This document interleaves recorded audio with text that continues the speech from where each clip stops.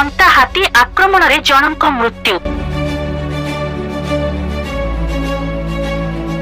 बड़बिल काराखेंडरा ग्राम रे जनकु दलिदेला दंता हाथी। एपरी घटना घटिछि केन्दुझर जिला चंपुआ उपखंड बड़बिल रेंज काराखेंडरा गार मुंडू मुंडा हाथी आक्रमण रे मृत्युवरण करिथिबा नै जणा पड़िछि।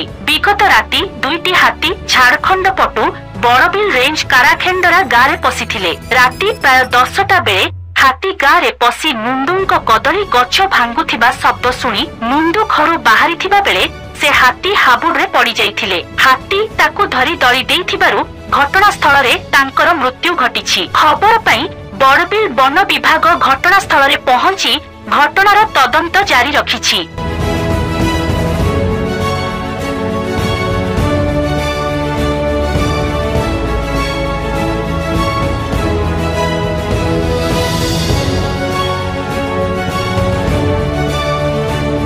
चंपुआरु प्रदीप कुमार महांतंक रिपोर्ट एसटीवी न्यूज ओडिशा 24।